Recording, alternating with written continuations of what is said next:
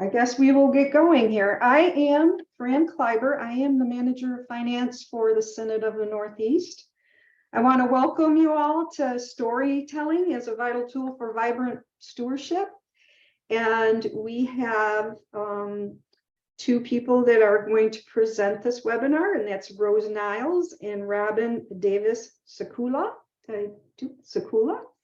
And I will turn it over to them to go ahead and start. Thank you so much, Fran. It's always a joy to be able to gather with all of you and to be back in the Synod of the Northeast and to be serving the Northeast region as your ministry relations officer of the Presbyterian Foundation. It's just such a joy for me to have this role, and it's in my second year now. And because I grew up in the Synod and served the Synod as a youth advisory delegate, and then actually as the vice moderator of the Synod when I was just 17, and then later as the moderator when I was a young pastor, it's just a joy to be home in this region and to be welcomed in such a remarkable way. And it's given me the opportunity to offer a number of webinars. But when we were planning this round of webinars, I got to thinking about how one of the core things that we do in the foundation is to support stewardship, and we support it with helping to define values, mission, vision. I did a webinar around that. But then after you know your values, mission, and vision plan, the best tool that we have in our arsenal is telling our stories effectively. And so my colleague, one of our vice presidents, who does this work on behalf of the foundation and the larger church, and so gracefully and graciously, Robyn Sekula gracefully agreed to come and co-lead this webinar. In fact, she'll mainly be leading it today, but I will open us with prayer, and I will be a great learner and listener myself, because I need to grow my tools for being able to share how important the resource of storytelling is. So I'll open us in prayer and give a little bit of reflection theologically on why this storytelling is so important, and then turn it over to Robyn Sekula, who's our vice president in the area of telling our story on behalf of the Presbyterian Foundation. And that's not a really great bio introduction, but I think her bio was listed on some of the materials that we sent out already, so you may have had a chance to look at that. Let us say a word of prayer. Holy and merciful God, we thank you for this time shared together, for this holy community that gathers on behalf of all the congregations that we serve, to ask deeper questions about how we too might follow Jesus in a new era, in a new time, with better tools to be able to adapt our ministries. We ask that you would guide us and sustain us and bless us in this conversation. In Jesus' name, amen. As I reflected on sort of where I draw my theological understanding of the value of telling our stories, I thought about the fact that Jesus always told stories. And so we have that rich compendium in the parables, but also in terms of an action step, Jesus in the Gospel of Luke, sending out the 70 to minister in the world. And when they came back, the Gospel tells us they came back with joy. And they told their story about what they had seen, and they saw amazing things. And I believe that we wouldn't be here today as Christians, the people of the way, flourish because they told their stories about the way that they saw the world being impacted by God as they traveled through it, representing God. And so in what Ted Wardlaw, I used to work at Austin Presbyterian Theological Seminary, and Ted Wardlaw, one of our longest serving presidents, he began to talk about that he thought we were entering into a new apostolic age, that the church is entering a new apostolic age.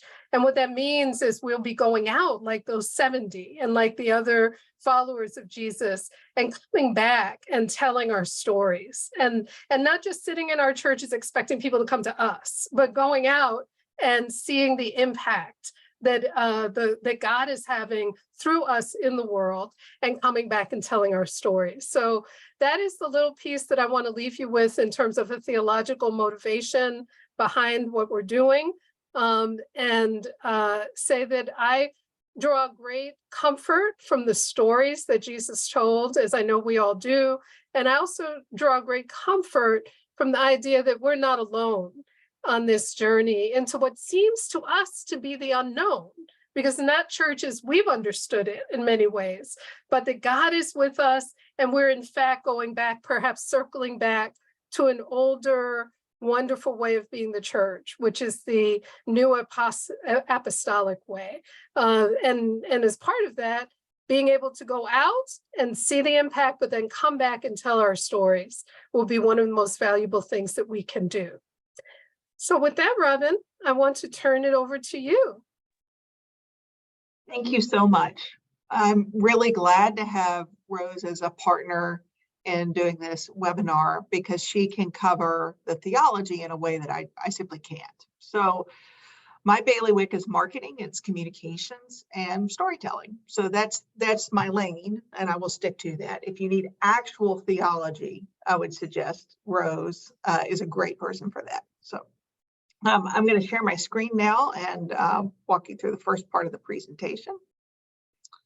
And go into, okay, here we are. So my name is Robyn Sekula. I work for the Presbyterian Foundation. I'm not as dyed in the wool as Rose is in terms of being Presbyterian. I became Presbyterian in 1994. The church that you see on screen there, it's a gorgeous photo, is actually the church where I became a Presbyterian. And I ran across this photo, and I've stolen it and incorporated it into my presentations. But it was partially the beauty and the appeal of that church that brought me, and it is the legacy of being Presbyterian and what it truly means to be Presbyterian, and how we serve in community with each other. We offer each other hospitality. There's so much I enjoy about being Presbyterian, and that's why I've stayed. Today, what I'm going to coach you through is a little bit about how to borrow some from the nonprofit world and apply that to the stewardship that you are cultivating in your own congregations. But there are some really important things that you have that the nonprofit world does not. You have a lot of time with, for lack of a better term, your donors. You get at least an hour with them. I'd say once a week. It's probably not regular church attendance these days. Is not weekly, as you probably know. It's a little less frequent than that, but you get a lot of time with them. You also have a lot of means of communication with the donors that you are seeking, with your members, because they will, you have a lot of, they're used to checking the church website or Facebook or newsletters, the bulletin that you put in their hands every week, the messages that you share from the pulpit. And they're likely going to they might hear a message 2 or 3 times from 2 or 3 different sources. And that's a great thing. The nonprofit world would love to have that. Of course, you also have theology on your side, which we've touched on here today. And I think that's something that's really important to lean into, because this isn't really about fundraising to meet the needs of the church per se. This is really about fullest participation in your spiritual life, fully connecting with God, and deeply committing to the generosity that we are all called to. So you have something really important there that I think that in talking about that, that's your key distinguishing factor from nonprofits. So I was a stewardship chair in my own congregation, Highland Presbyterian in Louisville, Kentucky. And I was asked to serve on session, and I said, well, the one thing I won't do is chair stewardship. And that's exactly what they asked me to do. And that's how those things go. But I actually found that when I got into it, it was actually all about, I thought it was financial. It's not a financial proposition. It is storytelling. it is communication, it is about mission, it is about vision, and it's about inviting people to fully participate, inviting them to join you, to walk with you. Now, the financial side of it, that is, to me, that is a separate thing. That is handled really by your, if you have a finance committee, it's handled by your head pastor. If you have an accountant, those are the folks who are going to tell you, this is how much money we need. And it is the job of the stewardship chair and those who work in that realm to use stories to inspire meeting that mark. So one of the things, the messages that I don't think people respond to as well anymore is that, you know, we need to pay the bills. We need to keep the lights on. These are obligations, and people don't respond well anymore to obligation or duty. There are some generations that do, but as you see Gen X come up in the church, as you see, you know, especially millennials and then Gen Z, they give to where they are motivated to give to. So you're going to have to motivate them to give. So that is the path you are headed down. What you do not want to do is to tell your donors, your audience, your members, you do not want to say, if you don't give, we're going to have to close, or we're going to have to, you know, let staff go, or these negatives. You want to invite people to participate in the success of the church. And every church has successes. They may be small in the world's eyes, but many times your church is the heart of a community around you. So I'm going to ask you to think about this in some groups. We're going to divide some folks into groups. And so I'm going to ask you to think about your church in a more dedicated way. So I'm going to ask you to think about what would be missing from your church, from your community. What would be missing from your community if your church closed tomorrow? What are you known for? What are your major initiatives? And then when we come out of this, I'm going to ask you to share a couple of words in the chat, each person, a little bit about your church. Because what I'm trying to do is to get you to kind of distill down to some central points and things about your church that you can use to build a stewardship campaign around that. I hope that as we go today, that you will feel that you can put comments in the chat, that you can ask questions. I'm certainly okay with being interrupted, and I'm happy to have you with me. We have a small group, and one of the great advantages of that is that we can be flexible, we can have conversations, and I'm happy to answer questions as we go. I'm happy to have you all talk to each other, because you will likely learn, if there's good conversation, you will likely learn as much from each other as you do from me. So with that being said, keep these questions in mind. I don't know if you'll be able to see this slide as we go into the groups or not. So essentially, just make some notes. What you're looking for is, what is your church known for? Any major initiatives that kind of gets you thinking about what you're known for, and what would be missing from your community if your church closed tomorrow. And then just a couple of words about your church that you can share in the chat. So with that, we will head into groups. Okay. And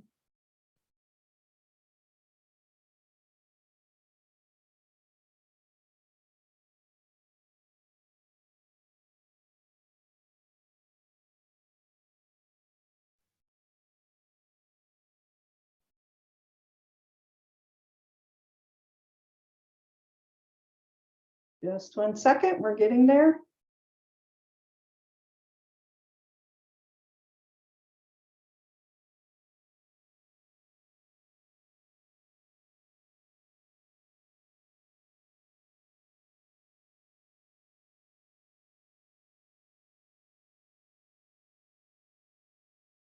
I think I have everybody in a room now. I am not going to join a room because I need to write it down. Okay, Rose, did you want to go in a room, or are you all right? Yeah, I think I have everybody in a room. You can add me if you want to.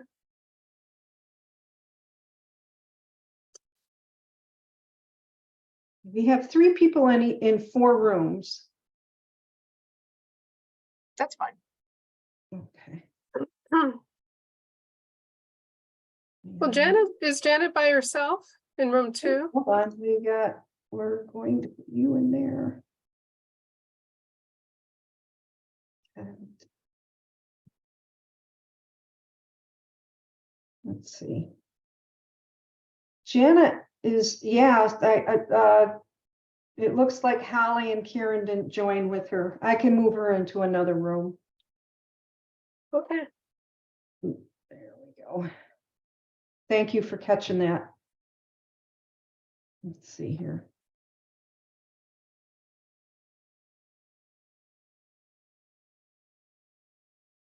Now, Kevin, are you all set?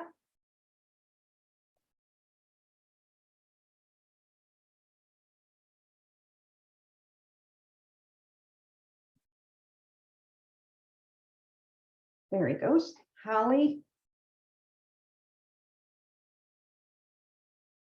I'm sorry, I'm driving right now, so I really Oh. can't participate in that way, but Yeah. I'm just listening. Thank you for checking. Thank you.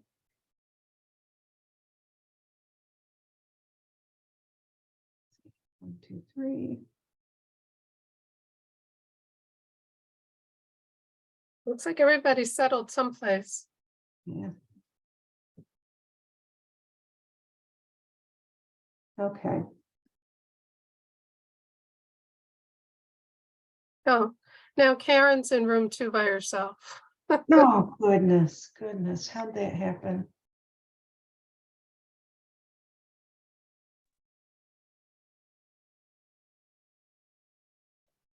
Well, Kevin, I don't know, Kevin, are you trying to join a group?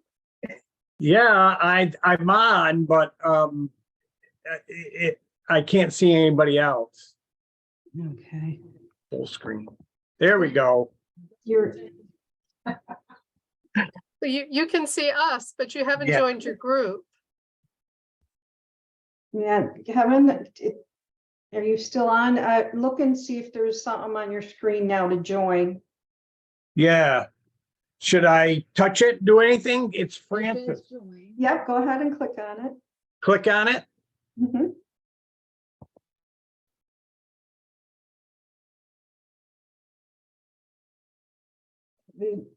I think some people are in and out, so 1, 2, 3, 4. Holly can't be on. 1, 2, 3. Okay, I think we're good. Good job, Fran.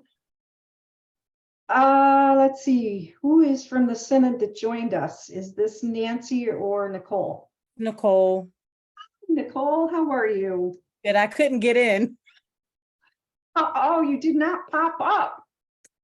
You know what? Were you registered? I did, I registered. Huh. Sorry about that, but it's good to meet you, Nicole. Hi, Yeah. nice to meet you, Rose. Yeah. Welcome.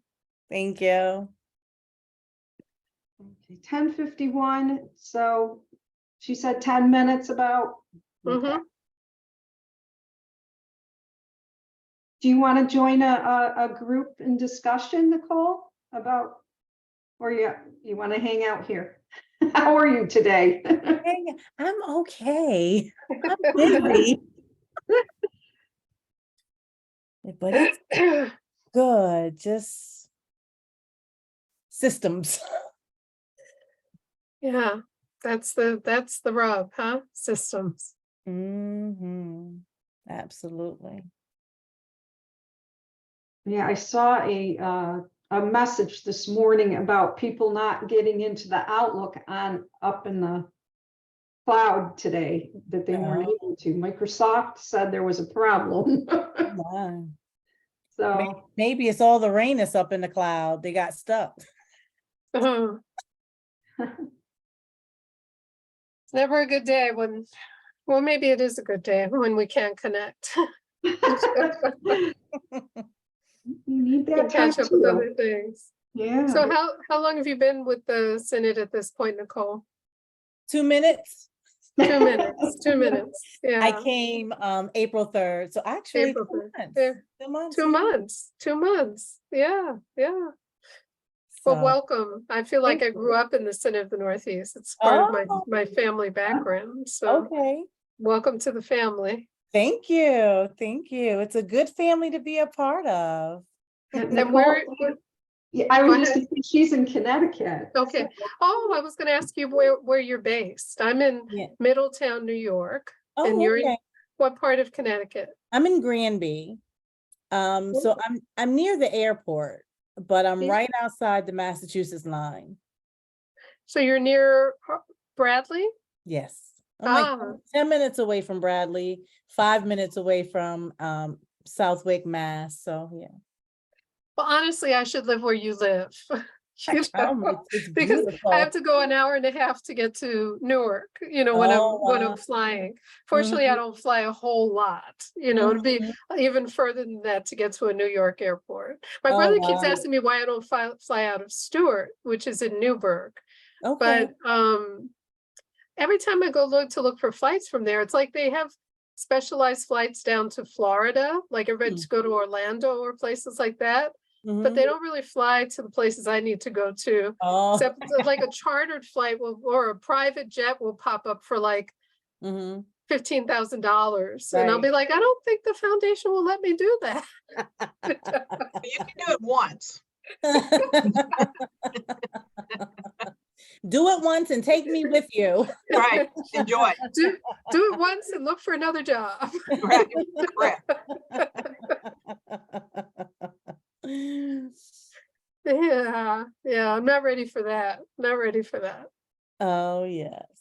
But So- yeah, I love being back in the Northeast, and especially love when I'm traveling in places like Connecticut, but upstate New Mhm. York. I mean, I love it all, Right. I also What's love not New to York love? City, I mean, it's all home to me. But people in the rest of the country don't understand how beautiful this Right. area is, Mhm. Absolutely. Yeah, I love it. So it's great.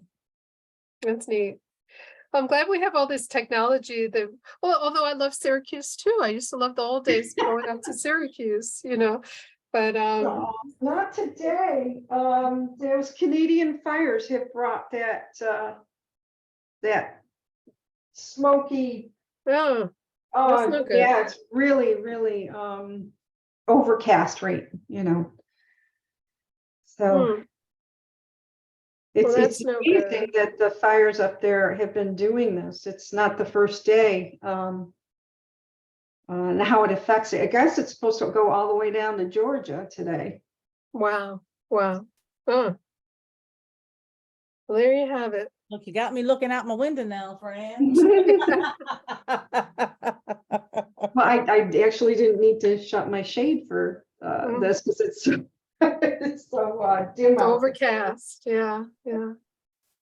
We're headed to Maine for a family vacation, and we've been watching the maps, and it seems like it's not hitting Maine, or at least not where we're going. So fingers good. crossed. Very good. Well, I love the energy that you're bringing to this webinar, Robyn. We've tended to not do we've tended to have the questions at the end when Right. we've been doing the webinars, but I love the idea of really encouraging people to interact, so I love that we're going to be able to do that. Yeah, I think it's when I did the one for National Capital, I mean, that was in person, but I mean, I could hardly get them back out of the groups. And then the reporting out ended up taking more than an hour, which is why we're not doing that here. But it was really amazing. They started making these connections like, your church does this? Well, so does ours. I have these questions. And then they started connecting with people who they didn't regularly talk to, which was really helpful. So that's, that the things that churches do on the ground, they learn so much from each other. And so that's really my hope. I mean, what I'm going to give them is examples of some things you can try, but things that another church that is near you tried and worked or even better. So, yeah. Well, maybe we can do some follow-ups. I always request Nicole or Fran to get the list of the people that participated. so that I can kind of know who was here and where they're from and that sort of thing. So, Okay. so that when I'm out and about, I might reconnect to them and find out how it's going. Sounds great. Okay. Yeah. And we'll have Mark take the video and put it up. And if there's anything you guys have, any resource material, we could put that up on the website. Sure.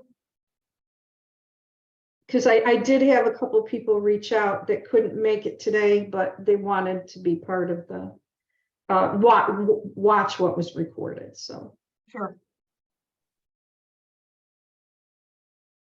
Yeah, I use that a lot in my work too. If I'm talking to somebody about a topic that I've done a webinar, I'll say, you should go watch the webinar. You'll get a, even before our conversation, because you'll get a background, Right. Mhm.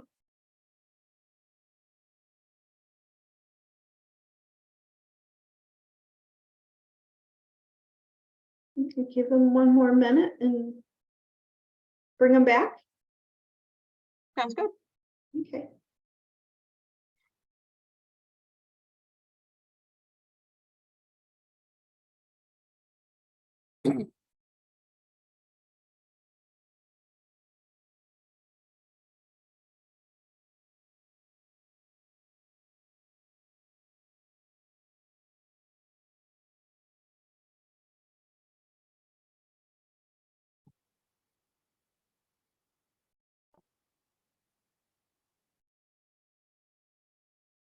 Feel like Jeopardy. Do, do, do, do, do.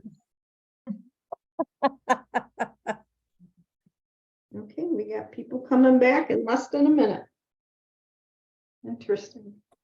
This I is did not- great, friend. You've got a new skill I set got a now. new skill. I'm gonna share it with Nicole. Yes. We I can, need to actually, I need to learn it. I think I've done it a couple times, but you don't do it that often, and then you always have to relearn. Ooh, how did I do that again? we can skill it out together. Well, I clicked on it earlier to test it, but you got yourself and you're like, can't really test it by myself. Right. I'm Right. gonna put in a room. Yeah, I've done that too. So this transition period has me learning a lot between Lori leaving and Nicole coming on. So Nicole is in it with me. Yes. Okay.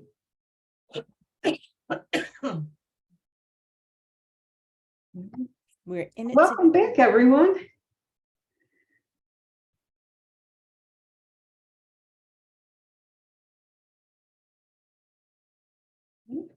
Okay, so as we come back, we had talked about putting a few words in the chat that describe your church. And if you would like to go ahead and do that now, we will talk about some of these as we see them. Wonderful. Intergenerational relationships, I love that. I'd like to see that more in my own church. I think that's great.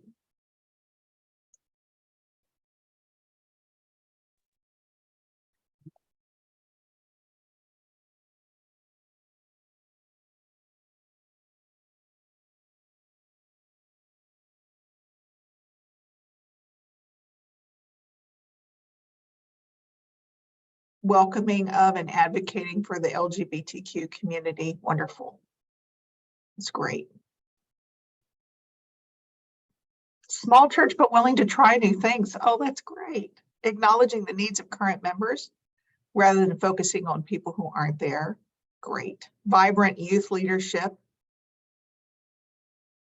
Okay. My old church is closed. I'm now in full-time global prison reform ministry. Thank you. Thank you, Hans.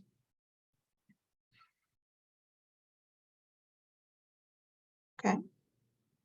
It's fascinating to me how when we do this, you might look at a lot of Presbyterian churches and think that they are all very similar, but look at how different these answers are. I love this. When I did this in Washington, D.C., there was a woman there who represented an historic African-American congregation. The congregation is growing older. There are less members. I could feel her fatigue as we talked about this. But the beautiful thing that she shared was, we love our community and they know it. And I thought that was such an inspiring thing to share. And I told her that. I said, I know that, you feel the weight of being a small congregation, but that's the kind of thing every church should aspire to. So that's what I mean when I talk about that. Every church has something to hang its hat on. The diverse and multilingual congregation, wonderful. I'd love to hear that. So these are great things. As you develop your next stewardship season, you might think about the ways in which you describe your church and what it's known for, and developing your language and other things that you use to talk about stewardship, and think about how this might turn into messaging. Think about Bible verses that might correspond to this, or hymns that might lead into these. Think about other kinds of messages that continue to share this. So I'm going to head back into my presentation now. Here we are. And share. Okay. Okay.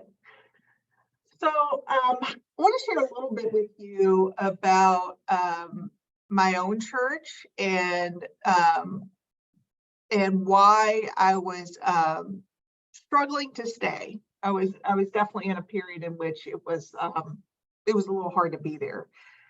So I've been the member of a church, Highland Presbyterian Church in Louisville, Kentucky, for 20 years.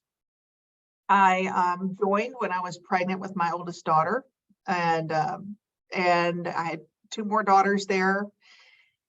And it had been a wonderful home for me. My husband's Catholic. He also found a home there, and we just felt like it was a really wonderful place. Heading into COVID, our pastor retired. There are a lot of churches that experienced a lot of challenges during COVID. Our church made some difficult personnel decisions. We had an interim pastor who just really struggled to connect with the congregation. We had a very significant lay leader in his mid-50s who was a close friend to me and my whole family, and a mentor to my 3 daughters who passed away. He was 55 and had esophageal cancer, and that was quite a blow. And so going to church just became really heavy and difficult. So I decided to take a break. I attended church with my mom for a while. She was Baptist. I convinced her to be Presbyterian. And I even considered moving my membership. But it was really the people in the pews that brought me back. So we have a new pastor now. I made my way back after a season, which I wasn't really sure I was going to do that.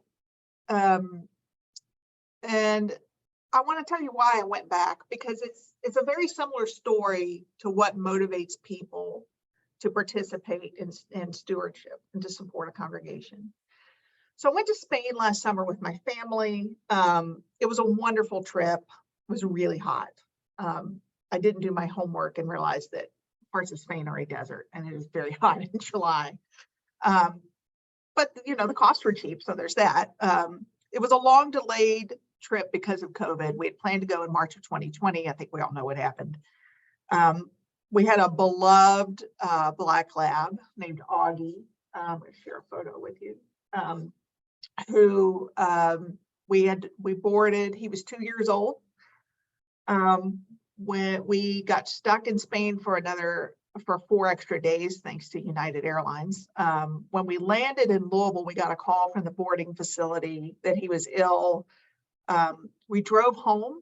My oldest daughter took off for the boarding facility to pick up Augie. And when we got home, without even knowing that this awful end to our trip was coming, we came home to found a bag of groceries complete with ice packs so that we could have breakfast when we got home. Fresh orange juice, bagels, cream cheese, and we were so hungry.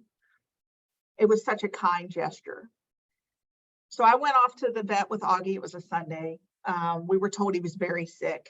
And at 3 a.m. that night, we got the call to come and say goodbye. I rounded up my kids. My husband had COVID, so he had to say goodbye via FaceTime. And the next morning, we got a slew of texts, calls, expressions of sympathy, and many of them were from our church family, a church I hadn't set foot in months. Few of those people had ever met Augie. We went outside to check the mail on Monday afternoon and found a plate of fresh baked cookies, still warm from the oven, sitting on our back door stairs. We got the world's largest fruit and cheese basket with a lovely, beautiful note. We got flowers, cards. We got a call for the pastoral staff. Now, let me tell you one more piece of this. We live in Indiana. The church is in Kentucky. The people who make these expressions of kindness have to cross a bridge and pay a toll both ways to come and do this for us. So this is not convenient. It's hard. And it was such an incredibly kind and thoughtful and caring congregation. And I knew it wasn't an effort to bring me back to church. It wasn't, we miss you and your pledge dollars. It was just people who loved us. And it was really at that time that I realized a pastor does a lot, and a pastor can change things in a church for better or for worse. But the church is the members, it's the people. And we were there before the interim pastor got there, and we were going to be there long after he left. And those stories that care, that compassion, the friendship, those are the stories that matter. Because this really isn't a story about a dog. It's a story about how this church loves each other and how much they support each other. Because there certainly are going to be much larger tragedies that befall people than to lose a pet, no matter how cute and how beloved. It's really just about how we love each other. My daughters too have experienced this love. They hold each other up. They care for each other in ways that are really different than how they interact with their school friends and how they care for them. And no matter how large or small your church has stories like this. And if you can capture them and share them with your members, you can remind people of the deep connection that they have to each other and to God through their congregation. The number one thing you have to remember about stewardship from a marketing perspective, if you'll permit me, is that it's an invitation. You're inviting them to fully participate in the life of the church and their relationship with God. And as I mentioned, it's not a financial proposition. And your storytelling is not about motivating a certain number of dollars, or it's more about collecting stories from in your congregation that will feed the larger objective, which is this full participation. So I'm going to use my own church as an example because I think it's probably somewhat typical. We've had highs, we've had lows, we've struggled in some ways. We probably are a little better funded, I think, than most, but I think that sometimes that means if we have an endowment, people don't feel that they have to give as much, and that's a hurdle we actually have to overcome.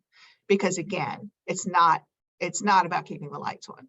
It's about fully participating and being generous. So these are the things, if you ask me what my church was known for, these are the things I would tell you. We're known for music and the arts. We work in Kentucky Refugee Ministries, has offices in a building that we own. And there's a program there that volunteers run called, and work with the women who are refugees, called Stitch, which I think stands for something like Sewing Together in the Caring Highlands. Lovely, isn't it? But it's teaching refugee women to sew so that they have a skill, so that they have items that they can sell. Because many of them may be familiar with this already, but they're working with them. We have a preschool that's well respected, that people love. We have a youth program. That's kind of where the struggles are at the moment, but we do have a strong youth program. I would say we are a very connected congregation, as I've mentioned, and we have a church partnership in Nicaragua, although we honestly haven't talked about that as much lately, and I'm very curious kind of where that stands. And this is our mission statement. What I really like about this, and if I were chairing stewardship in my church now, is I would really hone in on the word hope. Because I think we are at a place as a country where, and as Presbyterians, there's a lot of challenging things going on in the world today. And I think everybody can use some hope. And I think that's something that would resonate with people. Part of what I love about our mission statement is it is not, it's not something that it's a pledge or something you must believe this or you're not one of us. I love this part about we give, we receive, we serve, we teach, we question, we learn, we sing, we laugh, we pray. I especially love we question. Because that's one of the things that continues to draw me and ground me in the Presbyterian Church, is because questioning is allowed, and not only that, but encouraged. And I like that. So as you think about your coming up stewardship season, how do many of you have a mission statement or a slogan or something that guides your churches? Kevin, I see you nodding. Can you tell me what yours is? Do you know what it is? But I wrote it down because we did this a long time ago. It included something to the effect, I remember that including young children as well as the adults in our mission, and to build a good youth program. And yeah, Holly Cameron is supposed to be on this with me. She would know it, but I wrote it down so I can learn it again. Be a storyteller. Thank you. Is there anybody else who would like to share about a church mission statement that you have?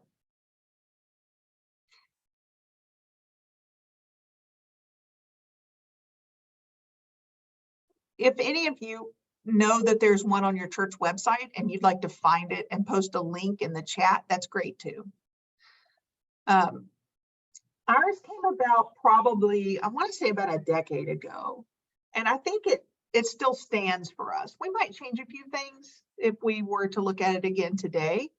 But I think part of the idea of this mission statement is that it is somewhat timeless. It doesn't talk about the specifics of programs or those kinds of things. It's larger picture, it's inspirational, it's aspirational. So that's one of the things I like about it. So then my question would be, if your church has a vision statement or a mission statement and you have a stewardship theme, do the two of those support each other? Are they married? Because they should be. Your messaging should be consistent and should point the way to each other. There was a stewardship theme at my church a few years ago that was getting it done.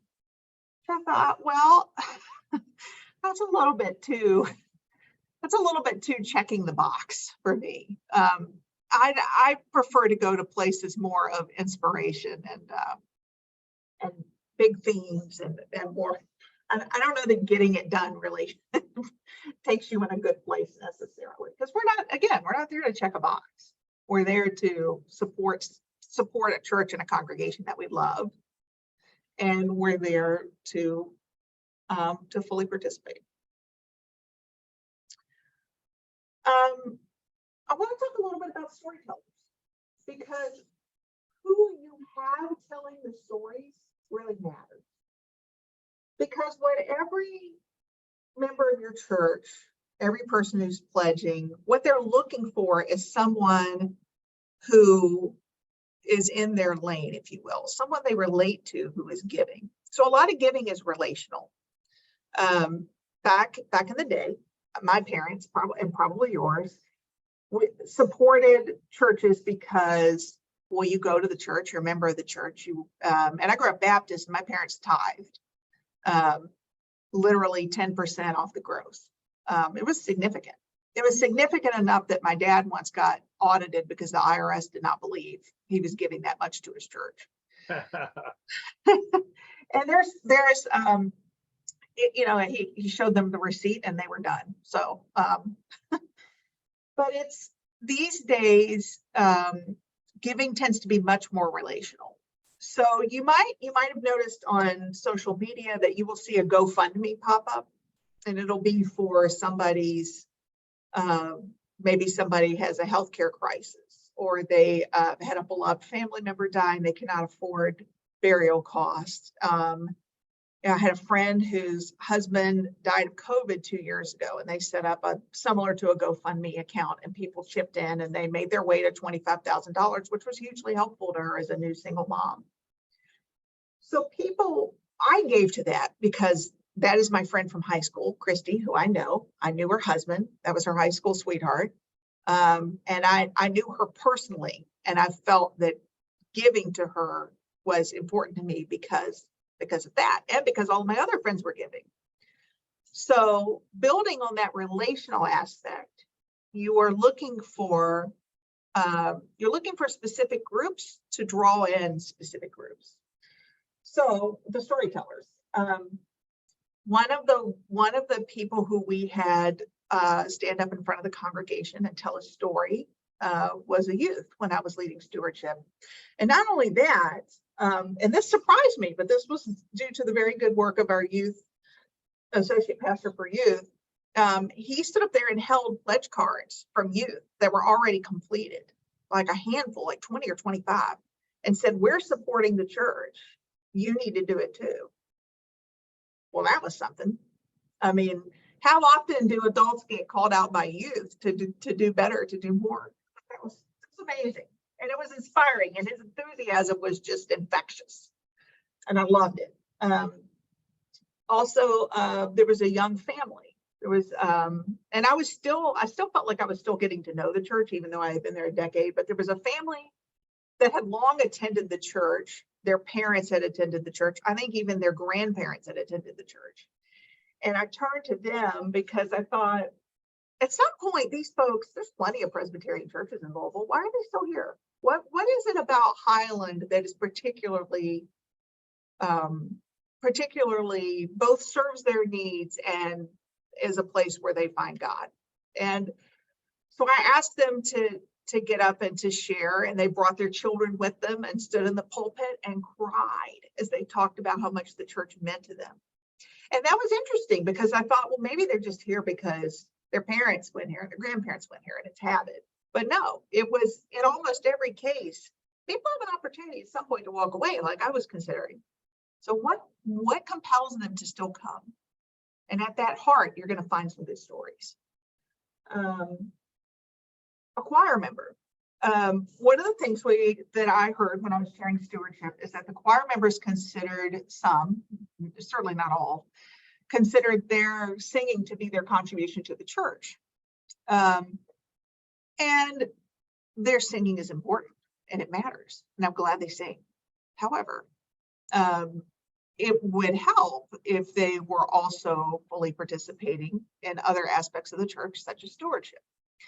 So there was a lovely British woman, well, she's American now, but she has a British accent. She was raised in the UK.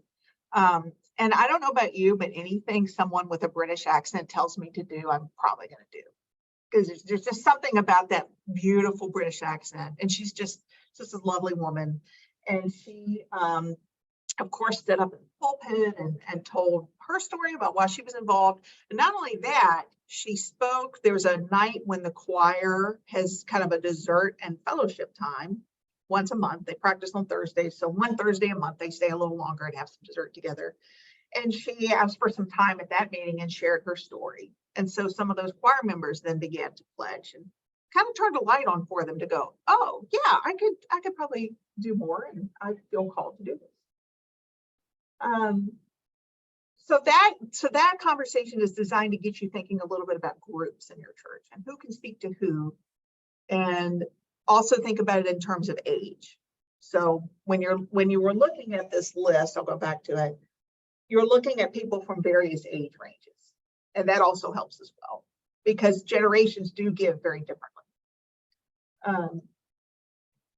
So some other possibilities. Our church at one time hosted the largest AA group in Louisville, which a lot of our congregation didn't know. So your congregation may think of your building as a place that's used for an hour a week. It's so much more than that.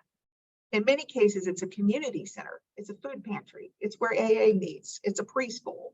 Many people are using their building very fully, and your congregation needs to understand that.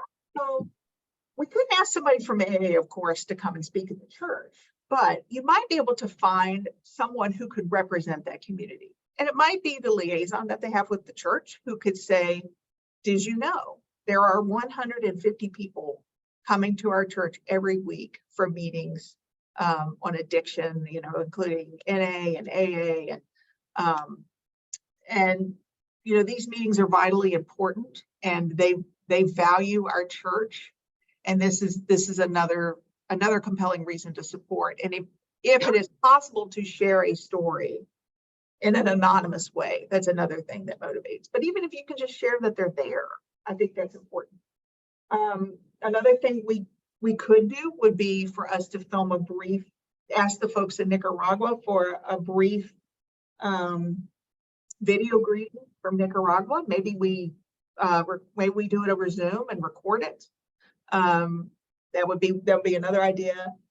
And another thing too is that I feel like a lot of times the stewardship stories, they sometimes we overlook the older people in our congregation. We tend to take them for granted. And I really would love to see more older generation folks in the pulpit sharing why they're still there. Because I also don't think people necessarily know their stories. How long have they been at the church? What brought them there? What do they love about the church? What are some times when they've really felt cared for? I'd like to hear a little bit more of that. Let's talk a little bit too about elements of the stories. What are we looking for here? We're looking for their name, of course, how long they've been at the church. Why did they first start coming? What brought them there? How did they find the church?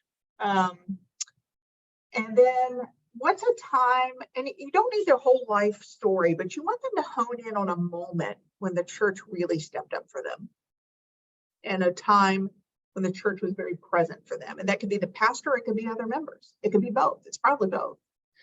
What do they participate in now? And why do they do it? Why would they encourage people to support the church through a pledge or a donation? And I think it's always good to have them speak to the theme. I put this last though, because I think for some people, it's a tall order already to speak in front of the church. And it's more important that they share their story than that if they speak exactly to the theme. So if they were to ask you for ideas, you could certainly say, well, our theme this year is hope. We're concentrating on this particular Bible verse. You certainly are welcome to speak to that, or a time when the church gave you hope, but we're happy to have your story.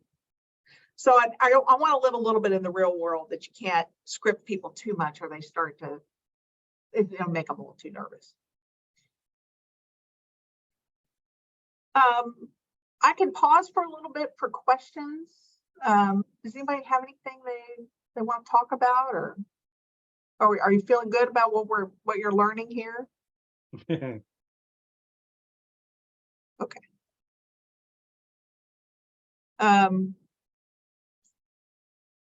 Let's see. Okay, I'm looking. Oh, and pardon me, I'm just now seeing the chat. It moved to a different screen.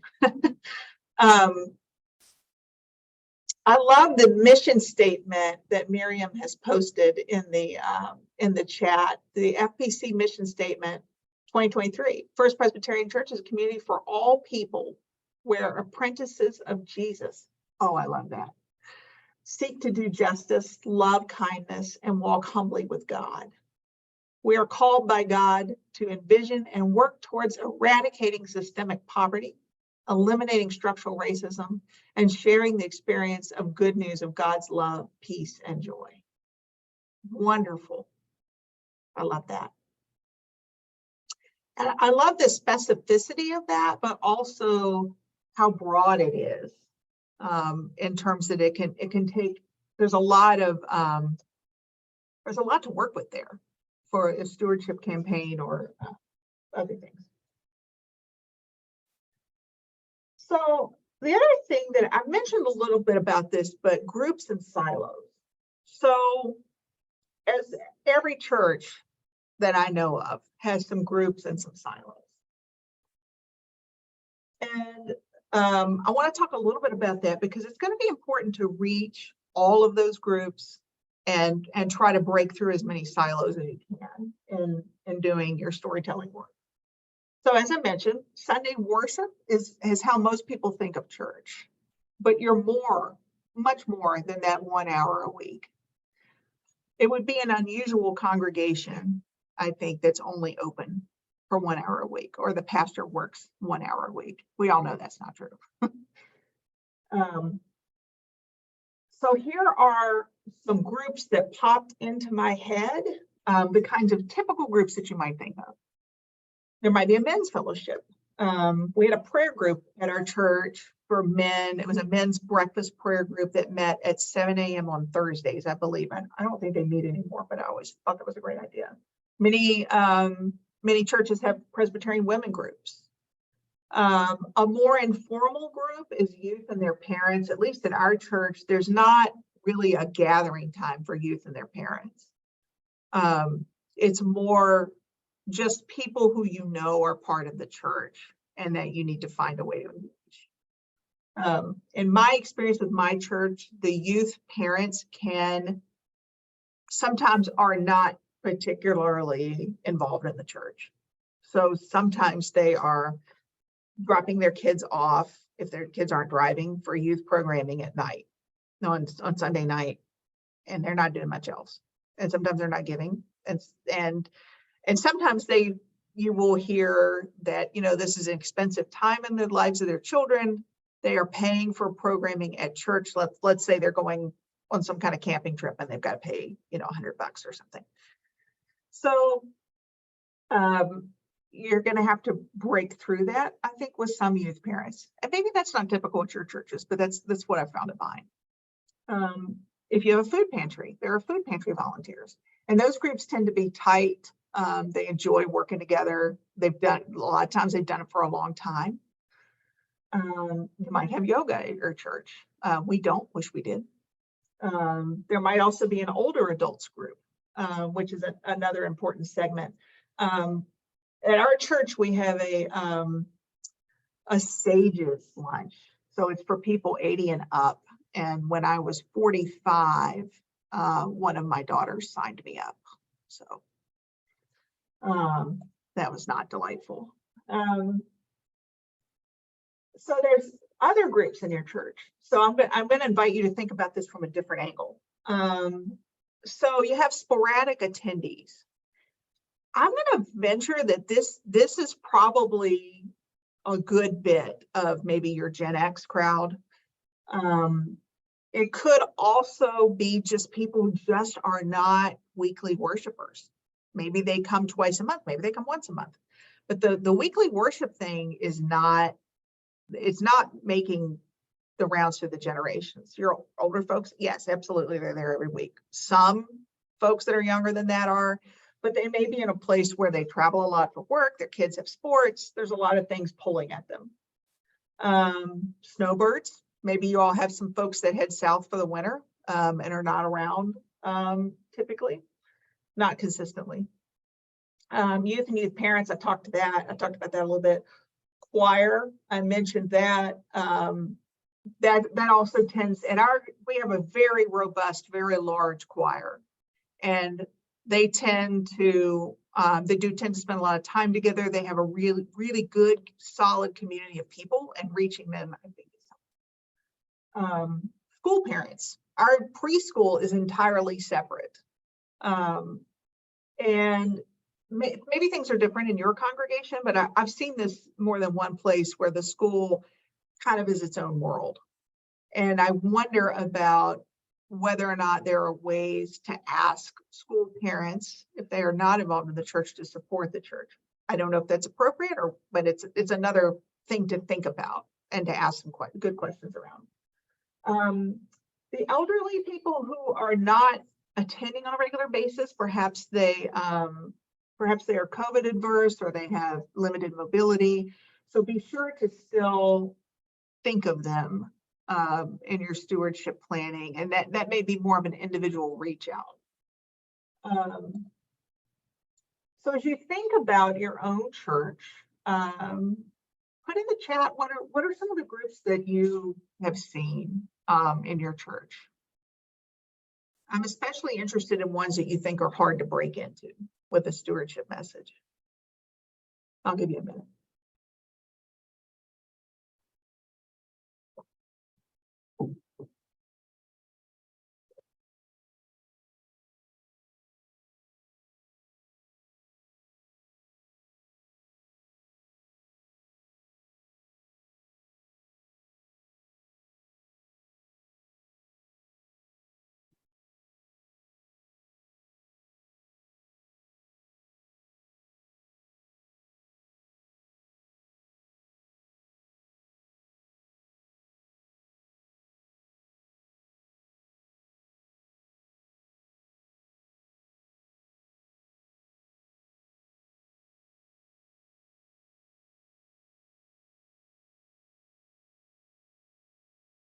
Thank you, Janet, for joining us. Okay, I'm going to go ahead and move on. You are still welcome to add those in the chat, and we will still continue to discuss as we go.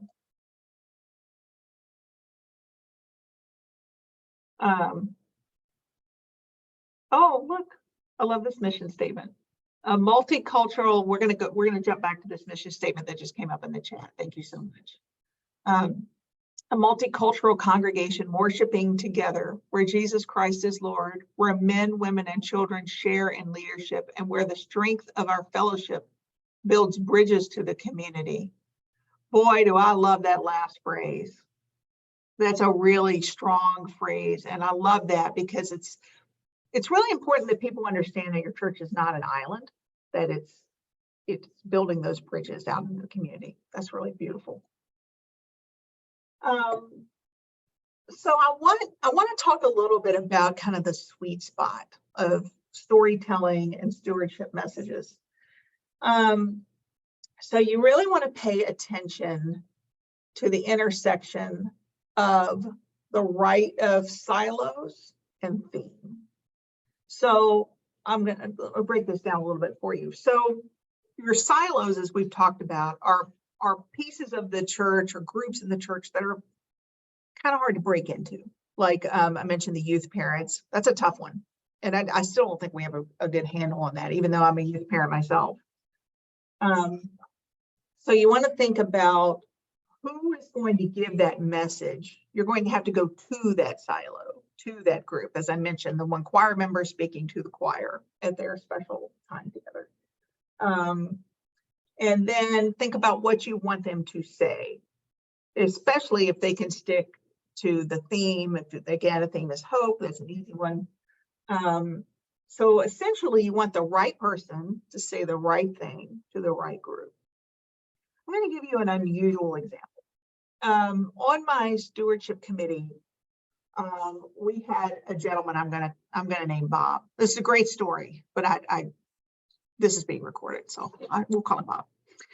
Bob is a lawyer, and as we went through the list of what are called libus, so these are people who gave last year but not this year. So after our big stewardship pitch was kind of done, usually late November, December, we would go through our list. Who pledged last year but hasn't pledged this year? Can we make this move at all? And we would make phone calls to those folks. Clyde would look through the list for other, I would just call him by his real name. That's great. Would look through the list and look for people who he knew who were other lawyers. And so it was a lawyer calling another lawyer. And that sometimes yielded some great results because there's a way that lawyers speak to other lawyers that sometimes can be very motivating. And it was great. And also, he wasn't afraid. There's a certain thing they sort of bake into lawyers where maybe they're not too afraid of confrontation. And he was willing to make those calls. And that was great. And that was very helpful. The other example I would give you is with the youth parents. I was the person who went to a youth meeting and talked about how important it was that we as youth parents continue to support the church and fully participate, because our children were not just part of a youth group. They were part of a larger church that supports them and loves them and prays for them and was there when they were baptized and confirmed. And it was important for us to fully participate in that, and took some pledge. That's the other key. Take the pledge cards with you. If you're going to speak to a group, make it really easy for them to fill that out and hand it right back to you if they want. You can even take some envelopes with you. If people sometimes have concerns about privacy, that's fine. Let them seal it in an envelope and hand it back to you. So in terms of this, what's the right thing? Who's the right person to speak to that right group? It's going to be different for every group. So in every person, for some people, it's always going to be somebody they can relate to. It's always going to be someone sincere. And again, you want to try to hit the general theme, the mission of the church. So that's really what you're going for. And that's part of why you want to have people from different generations and different parts of the church doing storytelling. Because you're always looking for someone to hear from the pulpit something that sounds like their own story and something that they can relate to. So that's what you're going for there. So we've talked a good bit about groups and storytelling. I'm going to go ahead and just keep going since we're in the last part. I'm going to share a couple of examples with you. I found some stories online that I really liked and I want to share with you. So this is, let's see, Forest Hill Presbyterian Church, Cleveland, Ohio. And this is a story about LaDon Hedden, who is a member of the church. And so he is telling his story. This is in a newsletter about why they chose to join this church. A lot of churches out there. Why are you in ours? What do you love about it? And this is a pretty well told story, and he didn't have to write it. So that's helpful. If you go to people and want them to tell their story, you may have to help them tell that. You may have to help them write it and help them think it through about what's important. So this is written from an interview with him, and I really like it. And I'll send out a copy of my slides. You guys can have a closer look at this. This is another one from that same church. So this is the example of someone who has benefited from the church, from the food pantry. So you might think about when nonprofits tell stories, a lot of times they are telling the story of someone who has benefited from their services. So this is an example. And I love this because what they essentially are doing is interviewing the person who runs the food pantry for the church about some of the beneficiaries, and he's describing their situations. Then we have a few more. So I mentioned earlier that I love to see stories of folks who are older members of the church. So this one is First Presbyterian Church in Delray Beach. And this is Marie's story. Now, Marie is 95.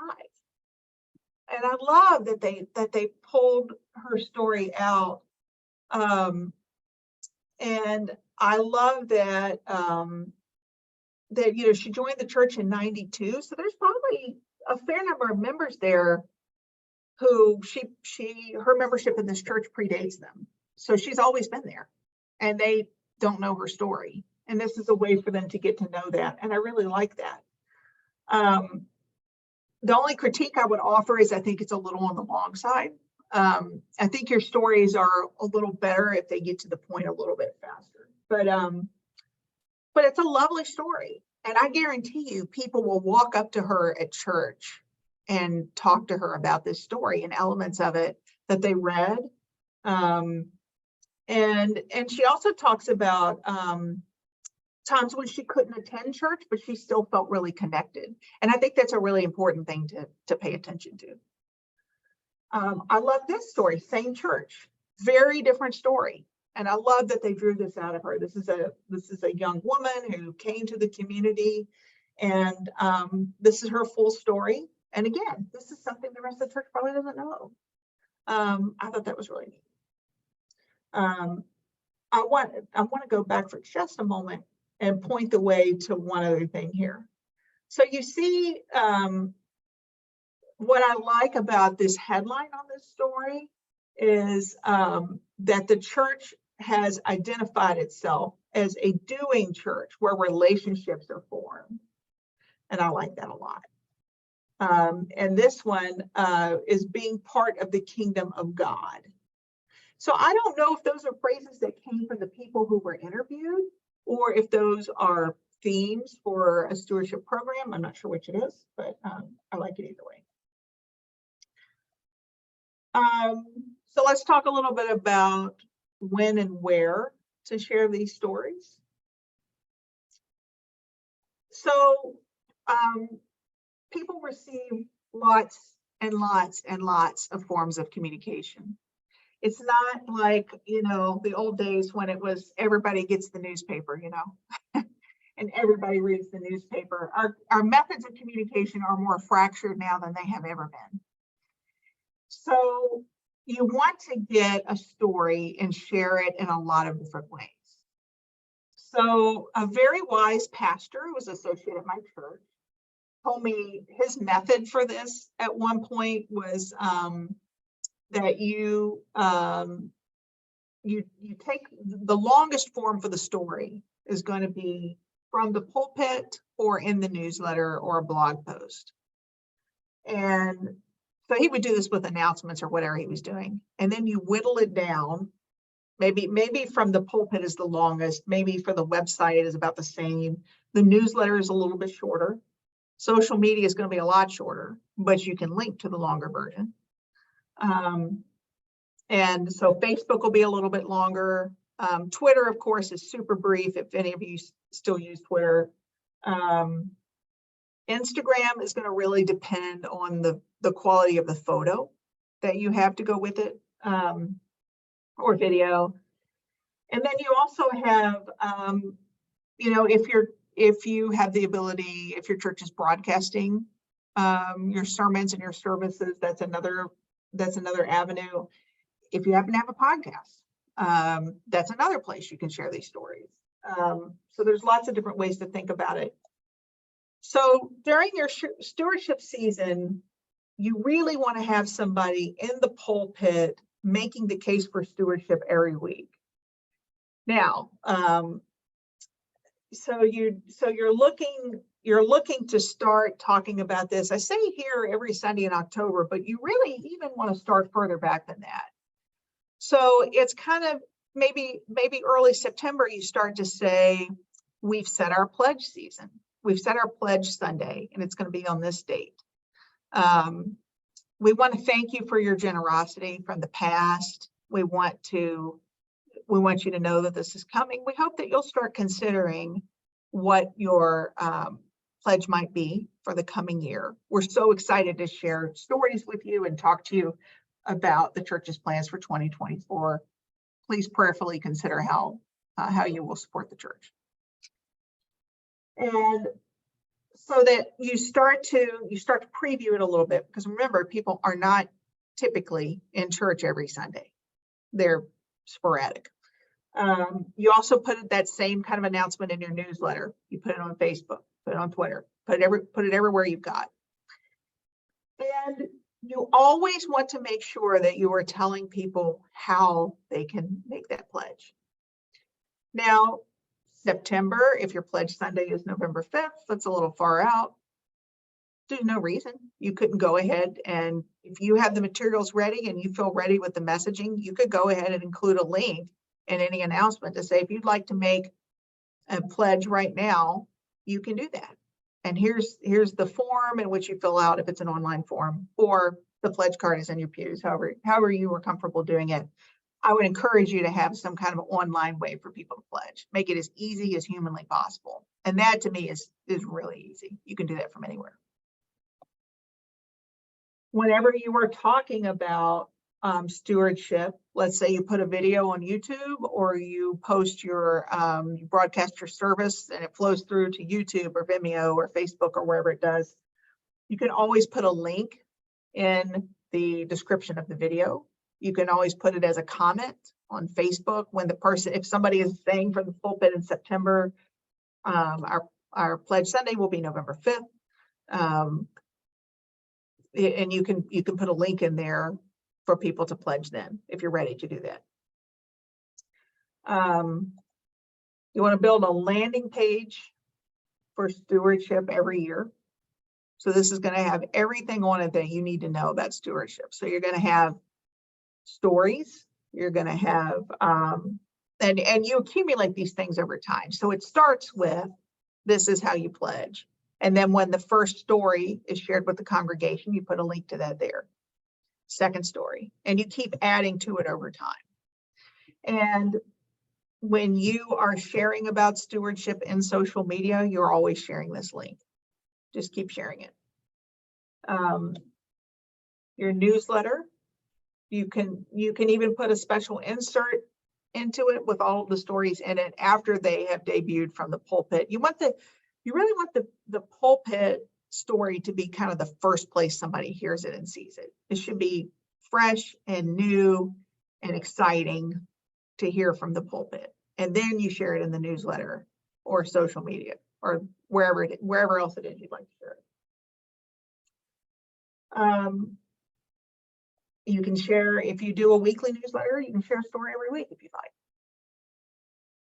Whatever you've got, use it. If you have, our church has a group for people to talk to each other from the church and share some small things. Maybe your church has one where you share prayer requests. You want to post there as well as on your Facebook page, because those two things function very differently on Facebook. And you want to have a nice photo of the person who is telling the story so that you can use that photo in the newsletter, social media, wherever.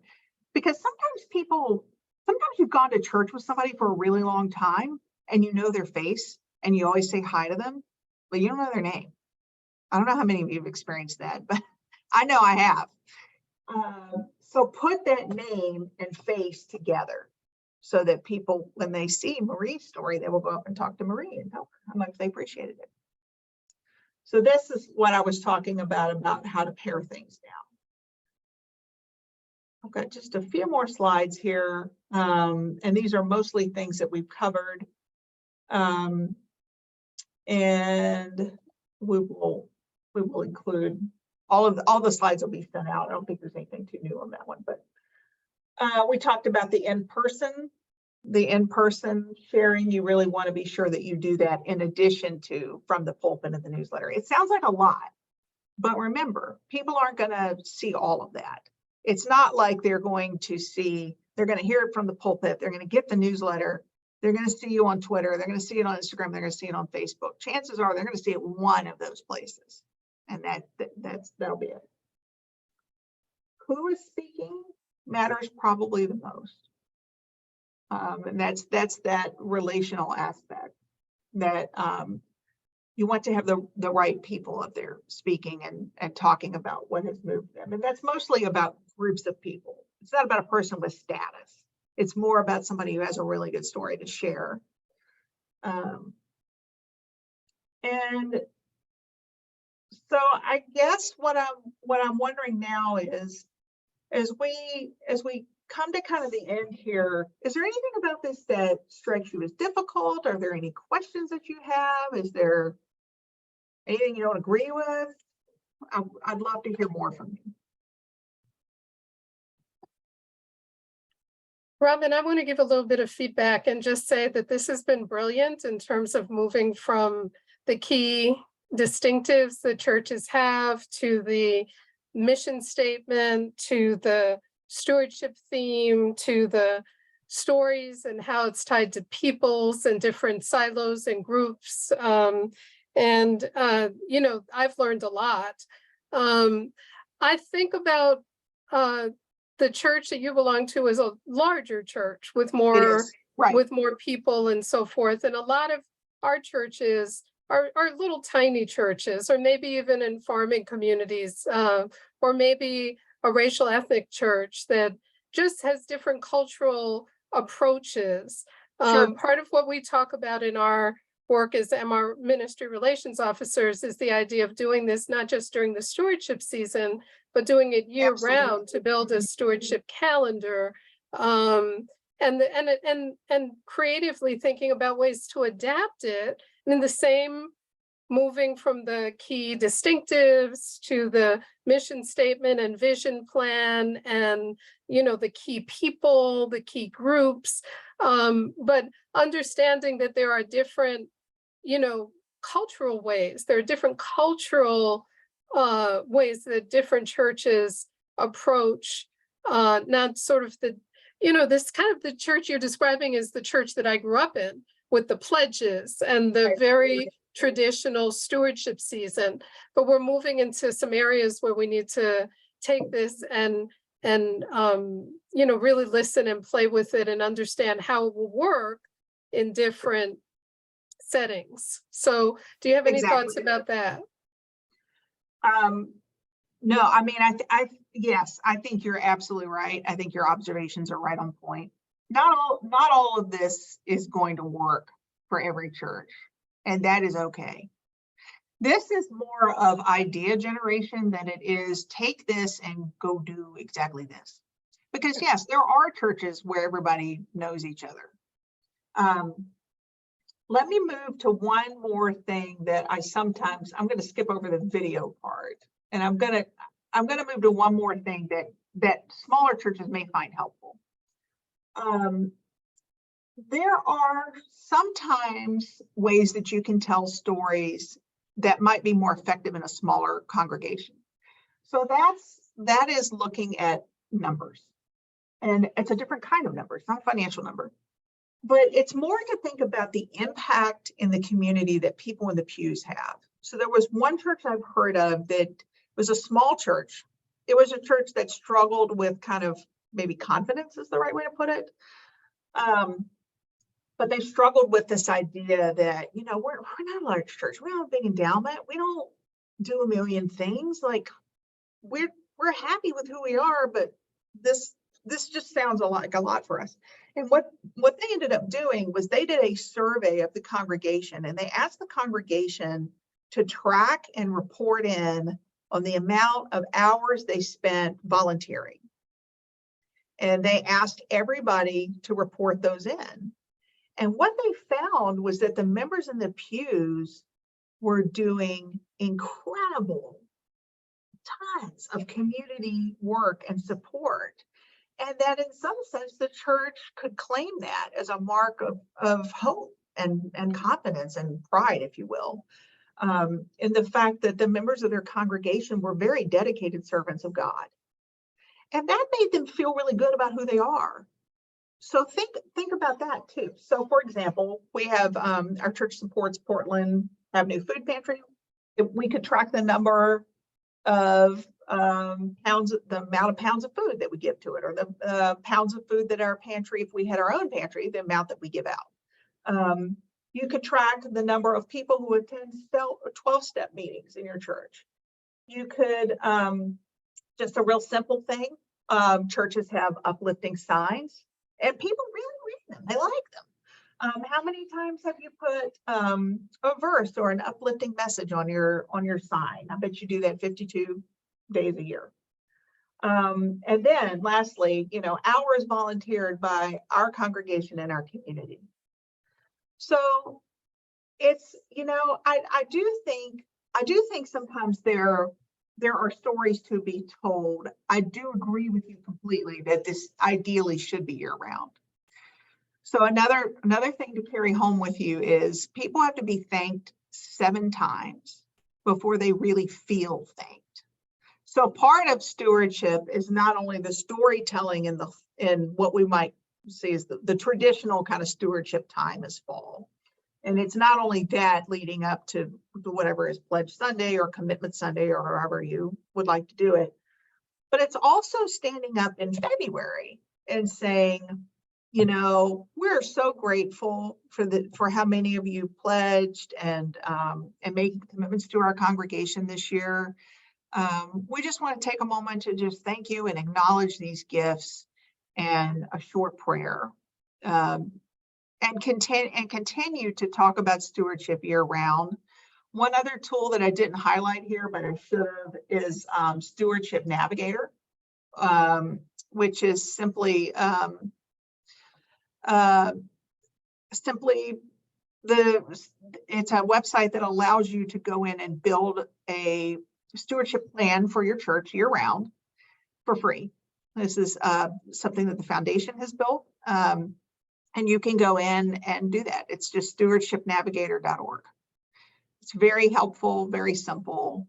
And I do want to acknowledge there's, so that Sabrina has mentioned, there are churches that don't do pledge campaigns and how to engage this. There's got to be some way that the church is seeking generosity from the members. So it's more around, maybe it's not a pledge campaign, but at some point, my hope would be that you are discussing stewardship and generosity from the pulpit or as a congregation. And however that takes place, storytelling can have a role in that. Sure. So. I know we're at the end of our time, but I just want to thank Robyn so much. This is an ongoing conversation. And she has given me so much more to think about. But I just also want to say to all of you and whoever will be listening to this, that I'm your ministry relations officer to help coach you through this process, to use the tools and to think creatively. There are churches that just kind of use as a benchmark what they received the previous year from people, but there has to be ways to talk about the generosity and build through the storytelling is really how we hope that will happen, so that this is an incredibly important conversation. But I'm here to help continue it and ask Robyn to come back for more in-depth. I noticed we missed the video piece, so we might be asking you back just to focus on that video piece. And in other ways, dive down into a particular piece of this and see how we can hone the skill sets. Fran, I want to always thank you and Nicole for the invitation and allowing us to do these webinars. But again, I want to thank Robyn so much for her expertise and bringing it to us. And I'm available, and I'm sure Robyn could be as well through me, to answer any questions that you may have that maybe the things that popped up here, that linger. So for those who are here still, or those who will be watching this in the future, know that you can always connect with me. It's very easy to find our contact information on the Presbyterian Foundation website, and Robyn's as well. Robyn, is there anything else that you wanted to add? No, the only thing I would say is that I don't consider myself to be an expert per se. I'm just someone with a little bit of experience and a little bit of knowledge. So you really, these are not right or wrongs. So however you think this should be adapted, or if you want to, there's no one right way to do this. So, yeah. Fran? Thank you so much, Robyn and Rose. I know you're going to let us share your presentation. And usually it might take a couple days to get up on our website, but the recording will be up plus the resources. So please come back to our website and take a look, especially for future webinars that we are going to plan. So thank you so much. Thank you. All right, Thank you all. Thank you all for gathering. Have a blessed and wonderful day. And especially thank you, Robyn. Happy to. Yes, Robyn, it Thanks. was great. Oh, good, Thank you. Kevin. Yeah. Take care. Yeah, I want more. I want more. Just call me. Take care, everybody. Yep. Bye-bye.